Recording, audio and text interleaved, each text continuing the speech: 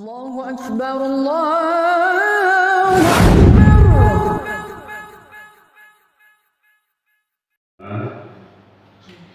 Mari henti-hentinya kita memuji, bersyukur atas segala nikmat yang Allah anugerahkan kepada kita. Mari pula kita senantiasa meningkatkan intensitas salawat kita kepada Rasulullah Sallallahu Alaihi Wasallam. Insyaallah pada subuh hari ini kita akan melanjutkan pengajian kita dalam tafsir Al-Quran yang insyaallah pada kesempatan subuh hari ini kita akan membaca ayat 96 dari surah Al-Baqarah. A'udzubillahi minasyaitonir rajim. Bismillahirrahmanirrahim. وَلَنَجْزِيَنَّهُمْ أَحْسَنَ النَّاسِ عَلَى حَيَاةٍ مِنَ الَّذِينَ أَشْرَكُوا يَوَدُّ أَحَدُهُمْ أَن يُعَمَّرَ أَلْفَ سَنَةٍ وَمَا هُوَ بِمُزَحْزِحِهِ مِنَ الْعَذَابِ أَن يُعَمَّرَ وَاللَّهُ بَصِيرٌ بِمَا يَعْمَلُونَ. Dan sungguh kamu akan mendapati mereka manusia yang paling rakus, paling tamak kepada kehidupan dunia ini. Bahkan ketamaannya itu melebihi ketamaannya orang-orang musyrik. Masing-masing mereka ingin agar diberi umur 1000 tahun. Padahal umur panjang itu sekali-kali tidak akan menjauhkan diri dari siksaan. Allah Maha mengetahui apa yang mereka kerjakan. Ayat ini masih berada pada konteks pembicaraan sifat-sifat Bani Israil. Karena kisah yang paling panjang di dalam Al-Quran disebutkan itu adalah kisah Bani Israil. Lebih 100 ayat khususnya di surah Al-Baqarah yang bercerita tentang itu. 146 ayat di surah Al-Baqarah yang berbicara, belum lagi di ayat-ayat yang lain. Memang konteksnya berbicara tentang akhlak atau budi pekerti perilaku Bani Israil, tapi itu hanya merupakan representasi dari manusia secara keseluruhan. Karena pada hakikatnya sifat-sifat yang diceritakan sebentar ini dalam ayat ini juga melekat pada orang-orang yang bukan dari Bani Israil. Apa itu? Kita lihat bahwa ayat ini membandingkan antara kehidupan orang musyrik dan kehidupan orang Yahudi. Karena di zaman Rasulullah SAW banyak juga orang-orang Yahudi eksodus dari negeri-negeri yang lain, dan juga banyak orang-orang musyrik. Itulah kondisi sosial yang dihadapi oleh Rasulullah SAW. Nah, Allah memberikan penjelasan kepada kita, memperbandingkan karakter daripada orang-orang Yahudi dibanding dengan orang-orang musyrik.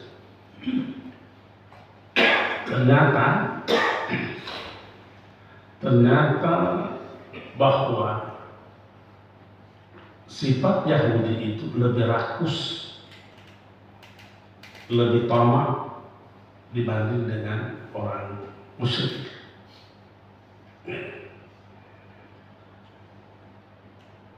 Apa alasannya? Memang di dalam ayat ini tidak disebutkan alasannya, tapi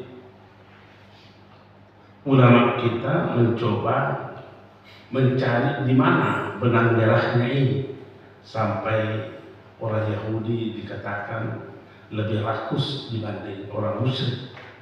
Tapi yang jelas dua-duanya tidak benar. Tapi ada yang lebih. Orang Yahudi dikatakan lebih rakus karena sebenarnya telah mendapat pengajaran-pengajaran tentang jeleknya itu sifat rakus melalui kitab-kitab samawi yang Allah turunkan sebelumnya, apa di Taurat, apa di Injil, Zabur, sudah dijelaskan.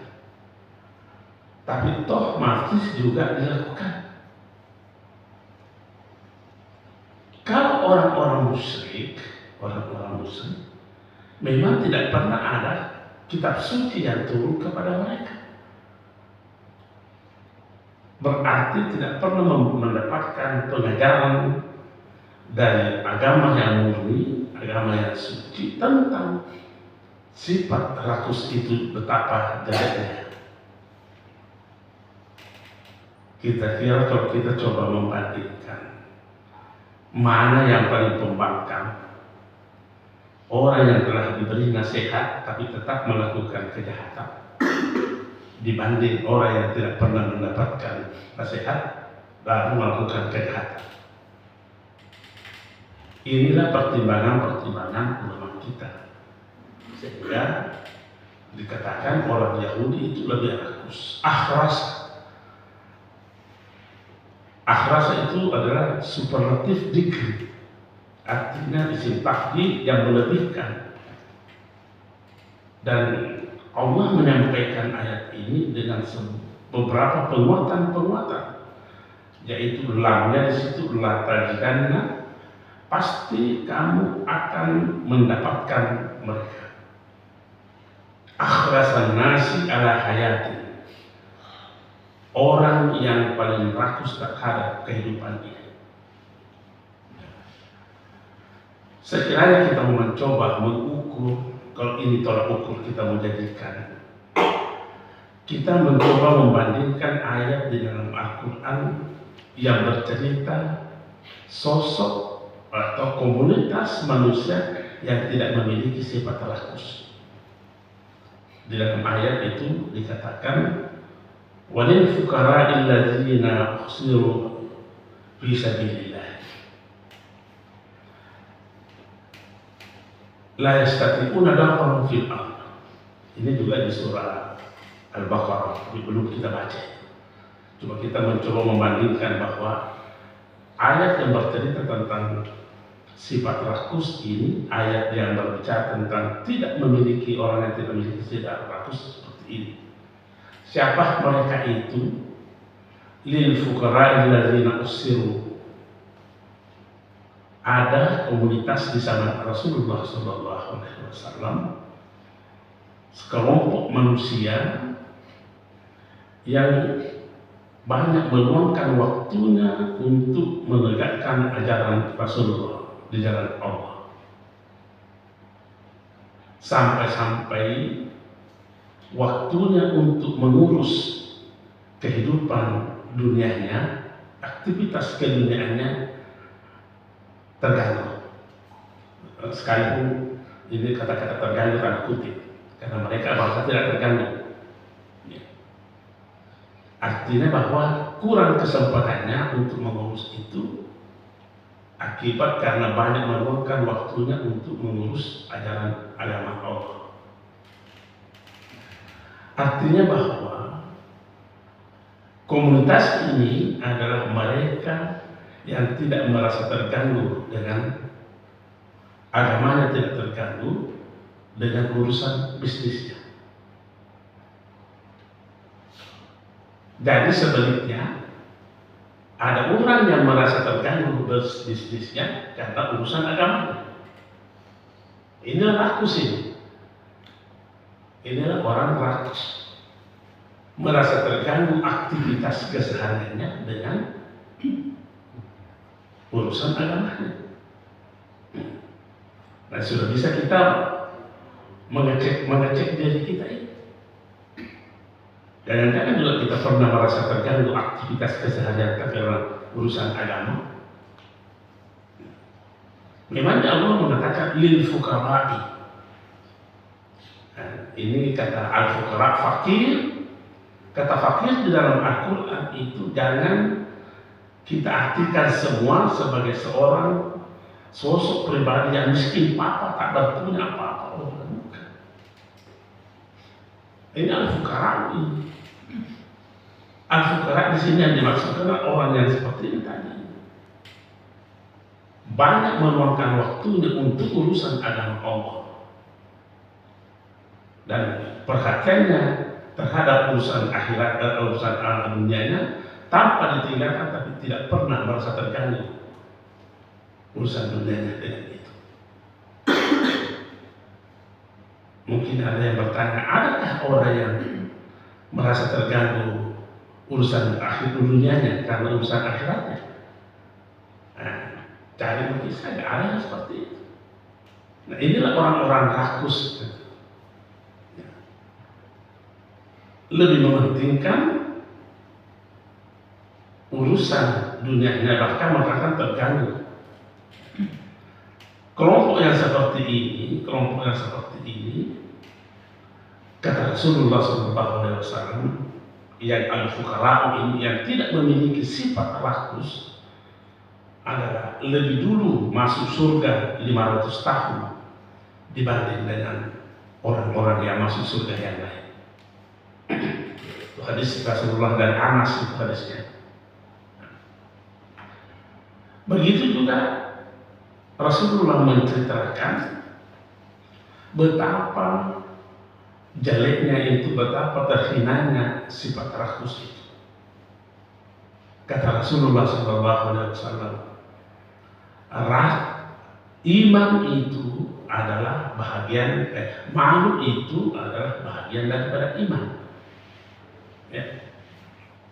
Malu adalah bahagian daripada iman. Dan sifat malu itu racunnya adalah ngoa, rakus.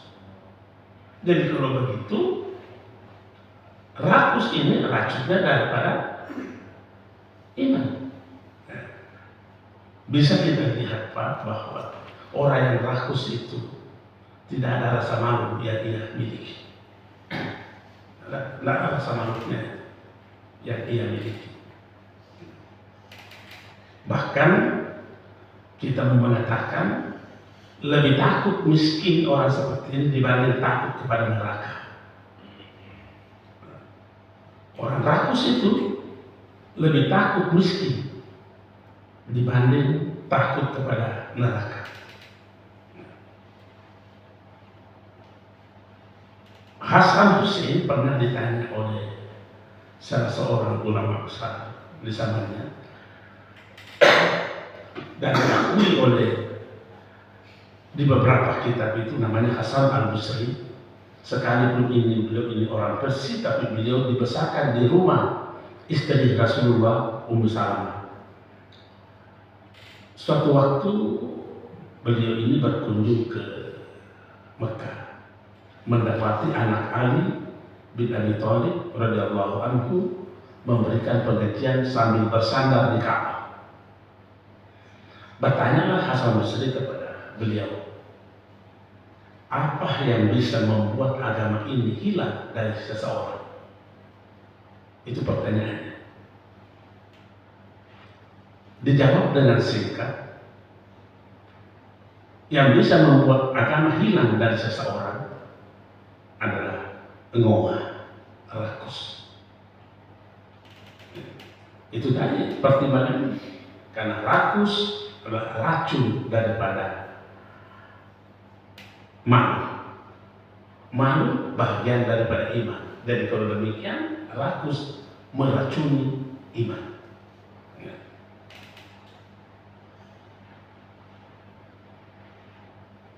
Apa lagi pertanyaan yang kedua dari Hasan Basri kepada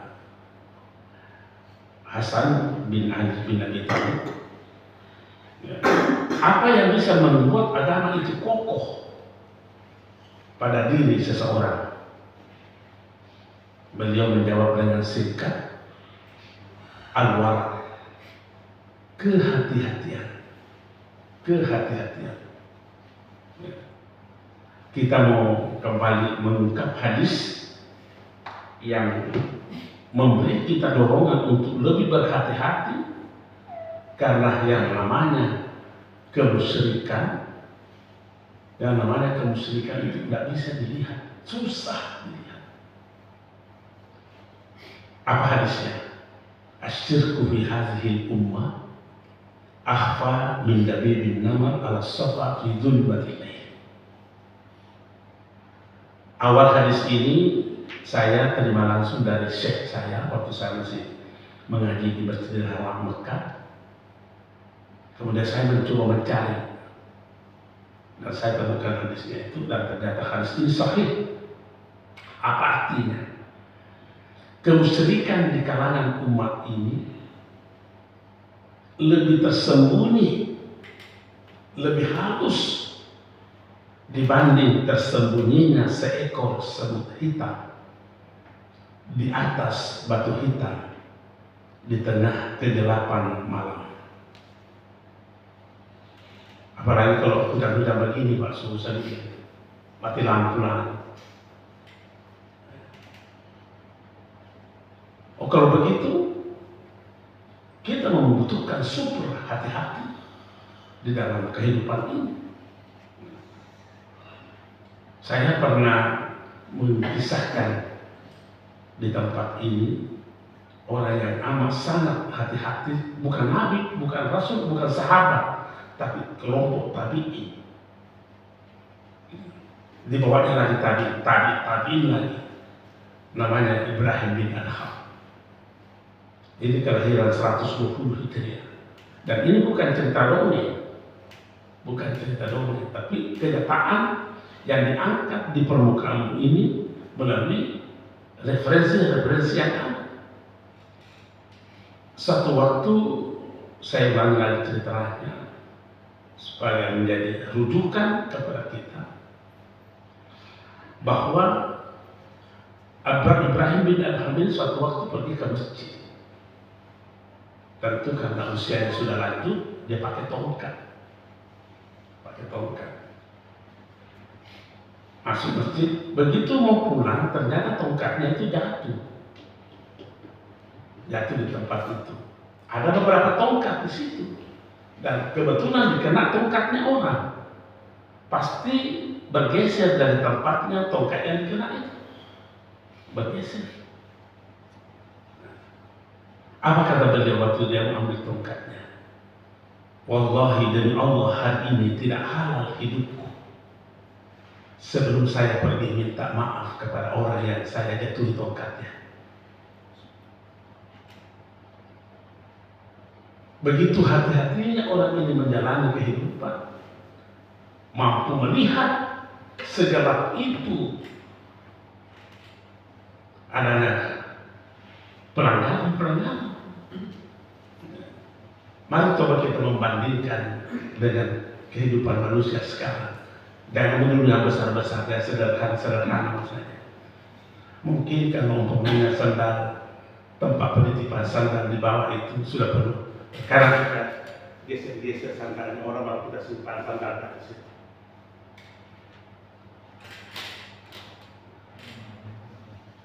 Beliau ini tongkatnya saja, bukan ini kita sandal. Masih ada kan nur di dalam hati kita melihat bahwa ada di situ kesalahan besar.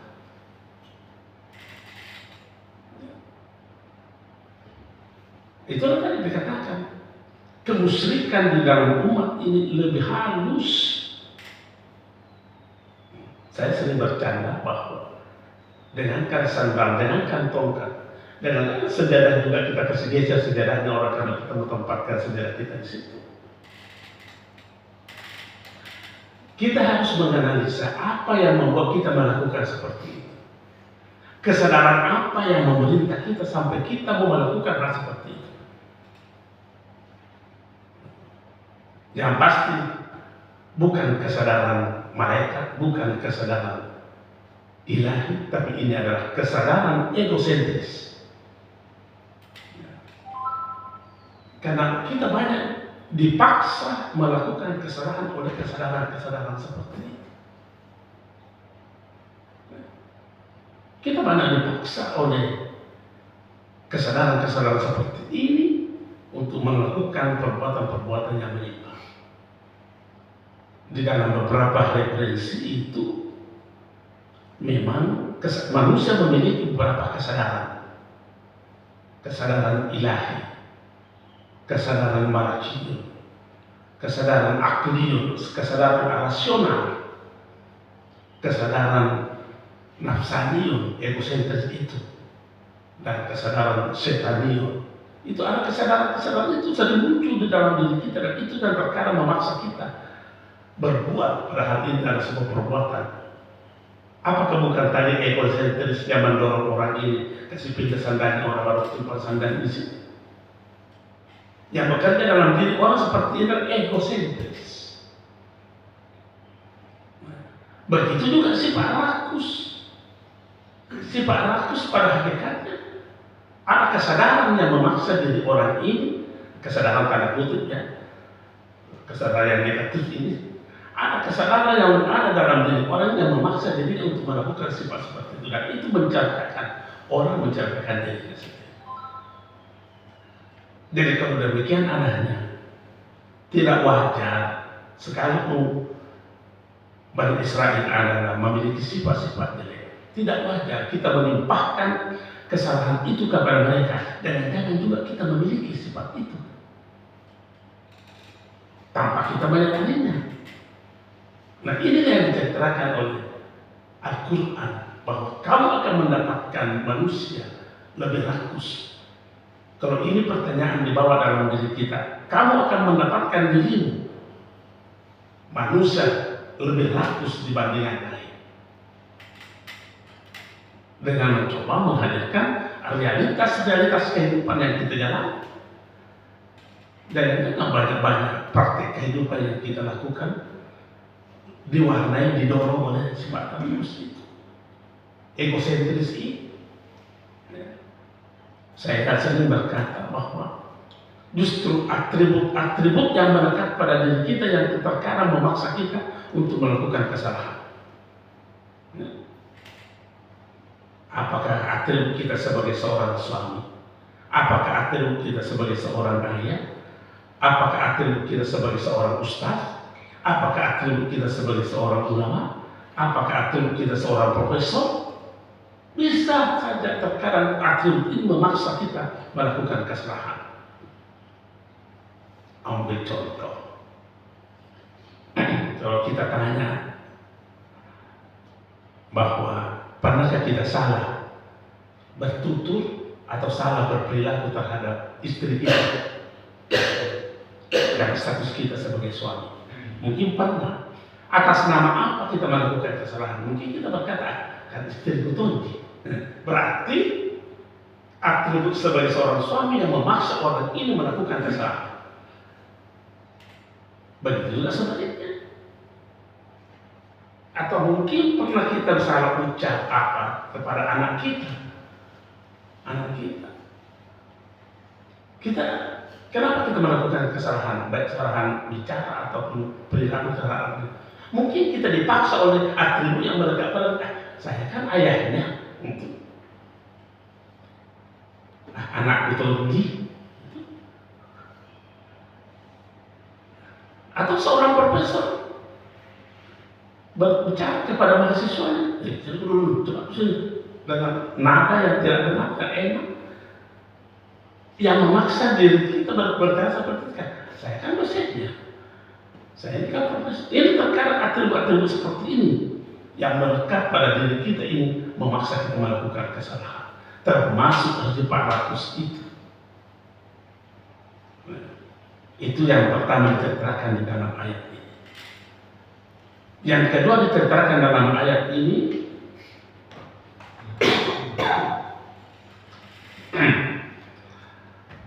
yawaddu ahaduhum law yu'ammar alfa sanah. Yawaddu ahaduhum law yu'ammar alfa sanatin wa ma'udhu zakri minal asal. Yang kedua, sifat yang tercela yang menyata dalam kehidupan Bani Israel ini adalah sifat angan-angan yang tak putus, berangan-angan panjang, menghayal. Coba lalu amal, sekiranya saya bisa diberi umur 1000 tahun. Ini kan khayalannya khayalan yang mengada-ada. Kita mau kembali mengutip pendapat Ali bin Abi Thalib bahwa jalan kebenaran itu sama banyaknya dengan jalan kesalahan.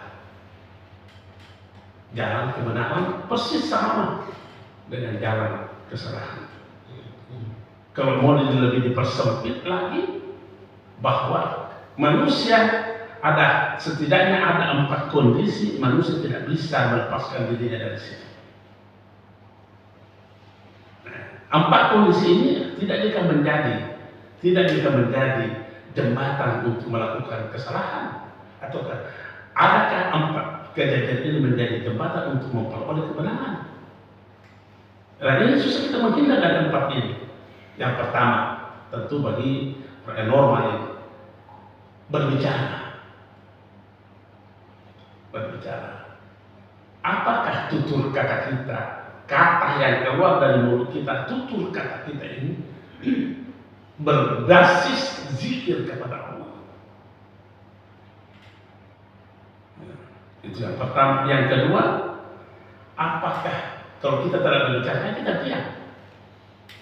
Apakah diam kita ini justru ini menjadi jembatan untuk mendapatkan kesalahan? Adakah diam yang tidak bermanfaat? Kata Ali bin Abi Thalib, kalau ada diam yang tidak diisi dengan tafakkur, maka itulah diam yang merusak. Apa itu? Diam berangan-angan. Sekiranya kita mau mencoba melihat diri kita, mana yang lebih banyak diam menghayal atau diam tafakkur?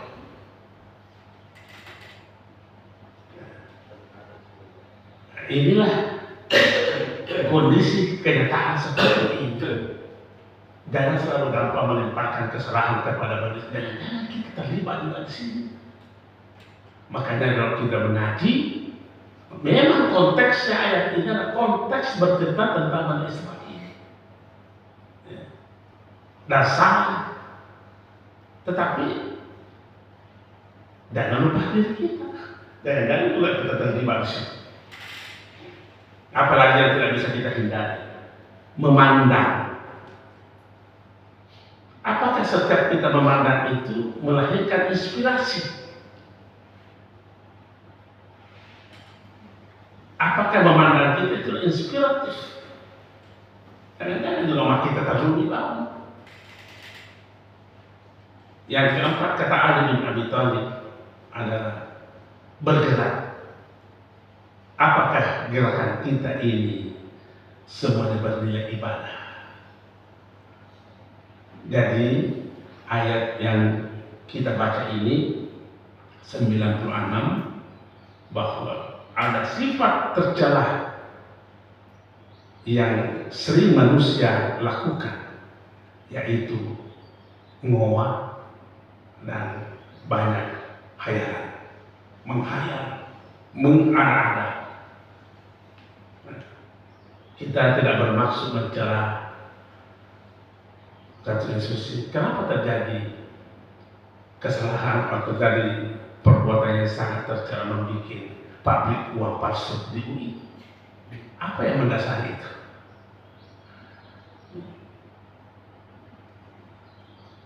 Saya kira inilah yang kita baca pada kesempatan ini. Lebih dan kurangnya mohon dimaafkan. Allahumma fi'na kulli. Assalamualaikum warahmatullahi wabarakatuh. Saya mohon maaf, kita mungkin tidak ada diskusi dulu karena pagi-pagi saya harus menghadiri pelantikan di UI. Assalamualaikum warahmatullahi wabarakatuh.